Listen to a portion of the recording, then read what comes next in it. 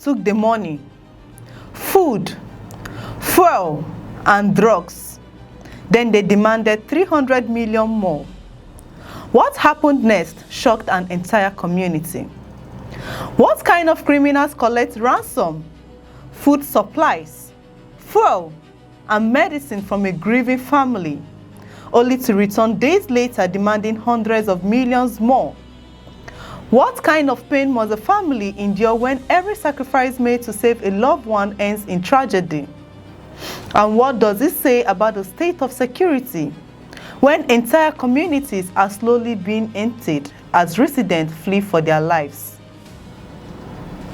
These are the painful questions emerging from Kwara State following the heartbreaking death of Mrs. Rachel Omole, the wife of Reverend Timothy Omali, who was reportedly among worshippers adopted during a deadly attack on Ekwa Church in Omugo Community, Kwara State. For months, the family held on to hope. They prayed, they negotiated, they pleaded, they made sacrifices many Nigerians cannot even imagine. Yet, despite all their efforts, the story ended in grief. Speaking during an emotional interview on Arise News, Reverend Timothy Omole reviewed the shocking demands allegedly made by the kidnappers. According to the cleric, the adopters initially demanded a staggering 1 billion naira for the release of the captives. Faced with an impossible demand, families and supporters reportedly began intense negotiations, desperately seeking a path to freedom for their loved ones. After weeks of discussions, the families managed to gather what they believe would secure the release of the hostages. According to the pastor, they delivered 20 million naira, but the money alone was not enough. The kidnappers allegedly demanded additional items, including 5 bags of rice, large quantities of petrol, food seasonings, red oil, and even medical supplies. The families complied, hoping that every item delivered would bring them closer to seeing their loved ones alive again. Yet, the nightmare did not end there. According to Reverend Omole, after collecting the money and supplies, the kidnappers reportedly contacted the families once again. This time, they allegedly rejected the amounts that had been delivered and demanded an additional 300 million naira. For families already struggling to raise the earlier ransom package, the new demand felt impossible. It was a devastating blow to relatives who had exhausted every available option in their desperate attempt to save those in captivity. Perhaps the most emotional part of the story came from the pastor's 14-year-old daughter. Fighting back tears, she spoke about the fear that had consumed the family from the moment her mother was adopted. She revealed that they constantly worried they might never see their mother again. The uncertainty, the waiting, the endless hope mixed with fear became a daily burden carried by every member of the household. Then came the devastating confirmation. The family learned that Mrs. Omole had reportedly died while in captivity.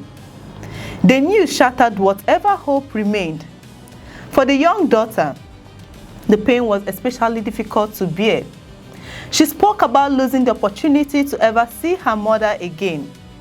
Her words reflected the heartbreak being experienced not only by her family, but by many others whose lives have been permanently altered by kidnapping and insecurity. The tragedy extends beyond a single family. Reports indicate that Omogo community and surrounding areas are gradually becoming deserted. Residents who once lived peacefully in the area are leaving their homes in search of safety elsewhere. Traditional rulers and community leaders are reportedly relocating to larger towns and cities. Some have moved far away from the region entirely. This raises another troubling question. What happens when communities begin to empty because people no longer believe they can be protected?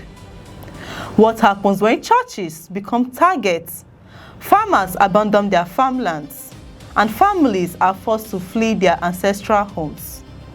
The consequences go far beyond individual tragedies. Entire communities risk economic decline, social disruption, and long-term displacement. The incident has also reignited concerns about the growing kidnapping crisis across Nigeria. Citizens are increasingly asking whether enough is being done to protect vulnerable communities. They are questioning why criminal groups continue to operate despite repeated security operations and government assurance. They are asking why families are often left negotiating alone with heavily armed adopters while waiting desperately for help. For Reverend Omole and his children, these broader debates may offer little comfort. Their reality is the loss of a wife, a mother, and the loved ones whose absence will be felt every day. No amount of money can replace that loss.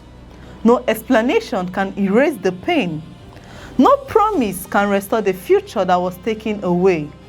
As Nigerians react to this heartbreaking development, one thing is certain: behind every kidnapping statistic is a human story. Behind every ransom demand is a family struggling to survive emotionally, financially, and psychologically.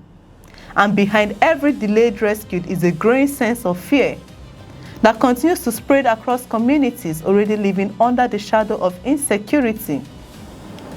The questions remain unanswered.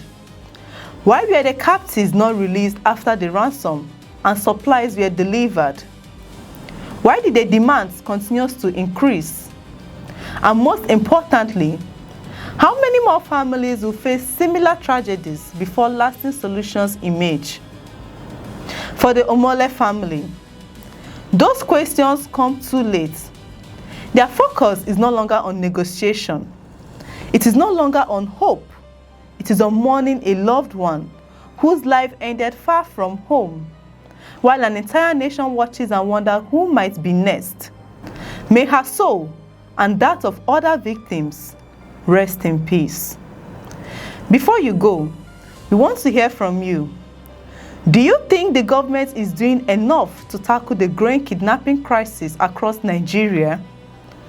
What more should security agencies do to protect communities, schools, churches, and innocent citizens from these attacks? Share your thoughts in the comment section below. Your voice matters, and your opinion could contribute to this important national conversation. If you find these reports informative, please like this video, subscribe to this channel, and turn on notifications so you can never miss our latest updates on politics, security, and national developments. I'm Chidera Esom. Bye for now.